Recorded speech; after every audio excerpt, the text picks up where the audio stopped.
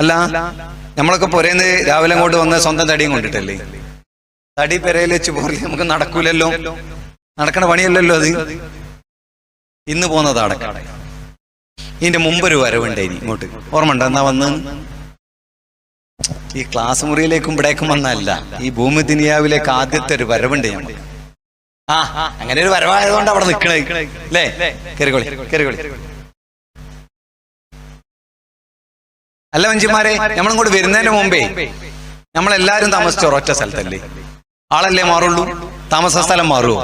എടേനു first accommodation in the earth, ഭൂമിയിൽ ആദ്യത്തെ താമസ സ്ഥലം എടേനി? ഉമ്മാന്റെ വള്ളേന്റെ ഉള്ളിൽ അല്ലേ?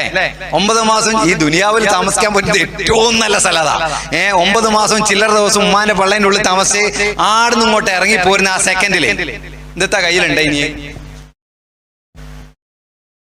2 ചുരുട്ടി പിടിച്ച കൈ അല്ലേ? കൈക്കുമ്പിളിന്റെ ഉള്ളിൽ എന്താ ഉണ്ട്? ഇനി ഒരു വസ്തു ഇങ്ങോട്ട് വരുമ്പോ കൊണ്ടൊന്നില്ല, ഒരു നൂലിന്റെ കഷ്ണം പോലും തടീന്റെ മുകളിലില്ല. ഞങ്ങളൊക്കെ കയ്യിൽ ഏറ്റുവാങ്ങിണ്ടാവും മക്കളെ അല്ലേ? ഞാൻ 4 വാപ്പയാ, 4 ഞാൻ ഏറ്റുവാങ്ങി. അവസാനത്തെ 2 ഒന്നിച്ചാ പോകുന്നത്.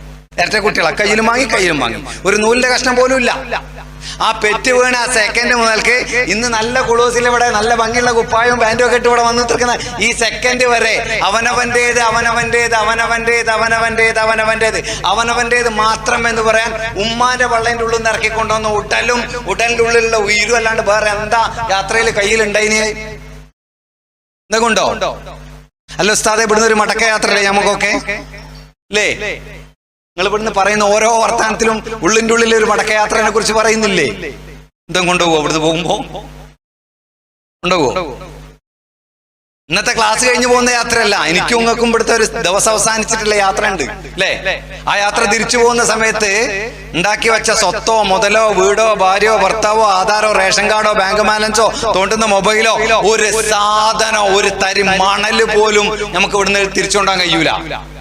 അയ്യോ, ഒന്നും കൊണ്ടുവന്നിട്ടില്ല, ഒന്നും കൊണ്ടുപോകാനും കഴിയൂല. ഇത് തൽക്കാലത്തേക്കുള്ള ഒരു ജീവിതമാണ്. മനസ്സും പ്രവർത്തിക്കാൻ ആരോഗ്യമുള്ള ശരീരമായിട്ട് ഭൂമിയിൽ മനുഷ്യനായിട്ട് ഒരു യാത്ര വരിക. പടച്ചവൻ പഠിപ്പിച്ച് വിട്ടതാണെങ്കിൽ അത്, നീ ശാസ്ത്രമാണെങ്കിൽ അത്, സയൻസ് ആണെങ്കിൽ അത്, എന്ത് തന്നെ ആയാലും ഒരേ ഒരു നിധിയുള്ളൂ അല്ലേ? നമ്മളൊക്കെ മനുഷ്യരായിട്ടല്ലേ ഭൂമിയിൽ വന്ന്, ആണും പെണ്ണൊക്കെ ആയിട്ടല്ലേ ഭൂമിയിൽ മനുഷ്യന്മാർ വരുന്നത് അല്ലേ?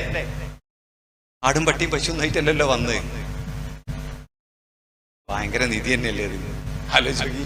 കോടാനുകോടി ജീവികളുള്ള ഭൂമിയിൽ ഈ ഒരു ജന്മത്തിൽ, അടുത്ത ജന്മണ്ടോ അറിയില്ല, കഴിഞ്ഞ ജന്മം ഉണ്ടായിനോന്ന് അറിയില്ല, ഒക്കെ പോട്ടെ, എന്തായാലും ഇപ്പൊ ഇവിടെ നമ്മളുണ്ടല്ലോ.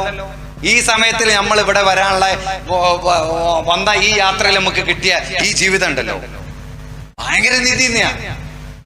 ഈ ദേഹത്തിന്റെ മുകളിൽ ആരോഗ്യം നഷ്ടപ്പെട്ടു പോകുന്നവരെ, ഈ ചിന്തിക്കാനുള്ള മനസ്സിന്റെ കഴിവ് ബുദ്ധിമുട്ടുണ്ടാവുന്നവരെ, ഞാനും നിങ്ങളും നിധി കിട്ടിയ മനുഷ്യന്മാരാ കയ്യിൽ. ഇതാണ് ആൾക്കാർക്ക് കൈമോശം വരുന്നത്.